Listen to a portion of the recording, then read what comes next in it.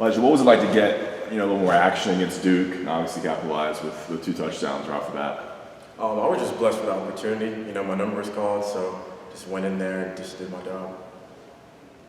And then you had an injury, right? That kind of limit your availability the first couple of weeks. Is that right? Yeah, I was dealing with a hand injury, but doing a lot better now. So I was able to continue to keep working and then work into where I could carry the ball and be able to protect it. What was it like doing your job out there and having the success you had? It's all about preparation. So throughout the week, you just know you got to prepare as if you're going to get into the game, regardless of what position you're at, where you are on the depth chart. So it's kind of just focusing in on the game plan and trying to stick to it, and then being able to execute when I got on the field.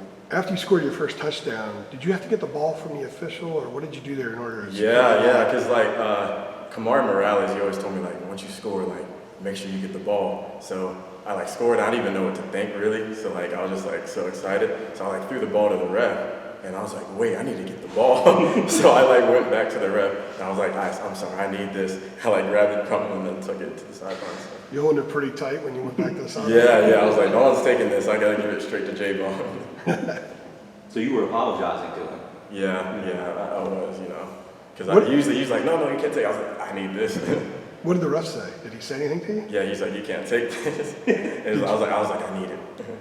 Any other interaction with him after that? Or you think he kind of figured it out? Yeah, I think he kind of figured it out. That's pretty cool. I was really excited.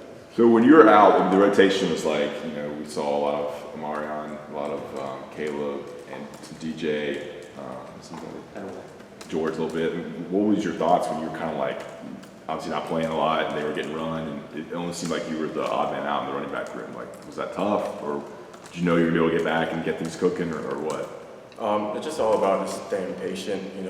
I believe in my game. I believe in the work that I've put in. So just being able to stay patient. We have a great, talented running back room, and I felt like all of us would get an opportunity at some point during the season because with the running backs, there's injuries, there's a lot of things that can happen. So everyone, it's next man up. Everyone has to be prepared as if they're going to play in the game. So that was kind of my mentality towards it. Find ways to help the team. I played a lot of special teams, so trying to find ways I can impact the game on special teams.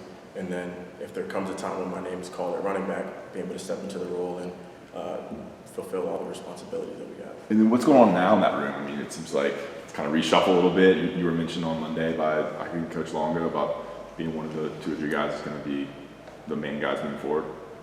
Yeah, it's just it's going to take all of us in the room. It's a team effort, so whenever a number's called, all of us are capable, all of us are able to execute the game plan. So however that plays out, that's how it's going to play out. Elijah, you talk about the depth chart. We got it right here. There's 5 names right here, and you're fifth in the order. Is that something you tried not to look at earlier in the year when those guys are ahead of you? Did you just try not to even focus and think there's 4 dudes ahead of me? How did you approach just that aspect of being 5th in line? I just tried not to pay attention to that kind of stuff. You got to have self-confidence in yourself and believe in your capabilities, and all those things are kind of going to sort itself out, I believe. So just kind of staying patient, like I said, and continue to work, continue to get better, because, there's a reason that I wasn't given some opportunities in the beginning, because I needed to get better and I needed to work on some things. So kind of focusing on what I needed to work on and continue to improve on that, so I would be able to get another opportunity. Was there a moment in practice, I guess, leading into the Duke game? It seemed like you'd been performing well in practice, and they said, all right, we're going to throw him in there and give him a shot. Was there a moment in practice where you felt like you had maybe a breakthrough or something where you're like, all right, I'm going to be able to carry the ball some in the Duke game? Was there anything like that? Not necessarily. I just did what I always do, just go out and try to practice hard, do everything I can out on the field, and it kind of just lined up. I had if someone told me that I was going to score 2 touchdowns in the Duke game the day before, I'd be like, you're crazy. But I guess God had a different plan, and everything worked out. With the way that Drake's playing, if you guys get the running game going, how good can this football team be? The sky's the limit to this team. We continue to improve every single week, so I'm really excited about the direction that this program is going, and especially our offense. We're continuing to put different pieces together. A lot of guys are stepping up, so I'm really excited about how this offense is going to be in the future. What do you feel like in your skill set is a little bit different than the other four backs? Like what do you bring to when you're in the game? I promise I'll say I'm the fastest running back in the room. I know we always have a ton of debate. Me and George and DJ and all of us are always debating who's the fastest running back in the room. So I'll say I feel like I'm the fastest running back in the room, and I try to use my speed to my strength and being able to make decisions. And all of us have amazing qualities that make us special backs, or we wouldn't be here. So just trying to use my skill set and do what I can to be able to put myself in a position to make plays.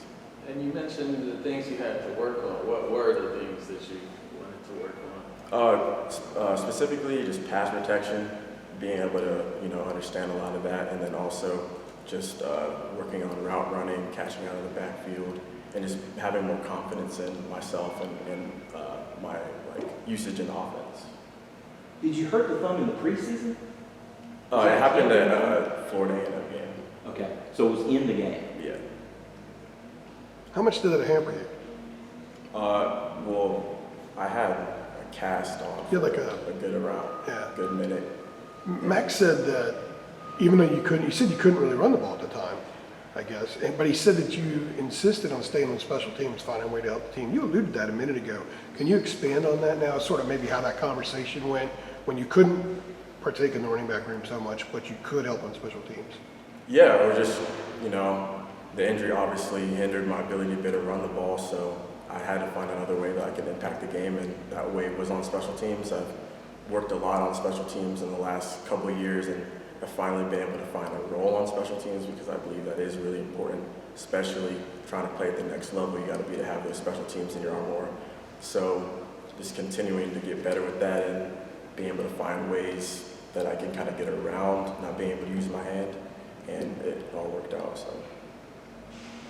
Have you gotten any good advice or advice that resonates with you about when you weren't getting as much playing time? Like, did anyone tell you anything where you're like, all right, those are some wise words, I need to listen to that? One thing specifically is my dad. He's a great mentor to me, and he always has a lot of words of encouragement. And there's these 5 words that he says, like persistence, consistency, dedication, perseverance, and control. And those are kind of the 5 words that I live off of. And essentially, he kind of kept on reminding me those things. There's going to be trials and tribulations. There's going to be setbacks.